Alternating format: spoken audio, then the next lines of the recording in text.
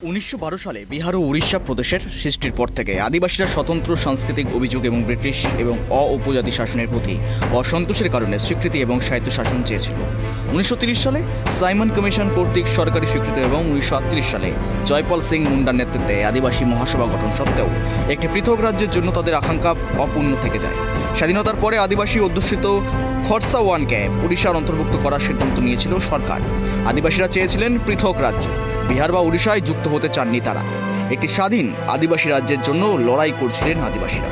1 জানুয়ারি 1948-এ সাপ্তাহিক হাটে একটি বিশাল সমাবেশে জড়ো হয়েছিলেন 50,000-এরও বেশি আদিবাসী মানুষজন। জয়পাল মুন্ডার বক্তব্য শোনার জন্য অপেক্ষা করছিলেন জনতা। সমাবেশের বহর দেখতে আতঙ্কিত হয়ে পড়েন উড়িষ্যা পুলিশও। তখনও সেখানে পৌঁছাননি জয়পাল মুন্ডা। তার আগেই পুলিশ নির্বিচারে গুলি চালায় জমায়েত হওয়া মানুষজনের ওপর। বহু মানুষ গুলিতে প্রাণ হারিয়েছেন। চূড়ান্ত বিশৃঙ্খলার মধ্যে একটা কুয়োর মধ্যে পড়ে মারা যান অনেকে।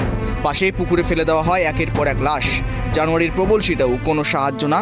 সেদিন রাষ্ট্রীয় নির্মমতার শিকার হয়েছিলেন হাজার হাজার আদিবাসী।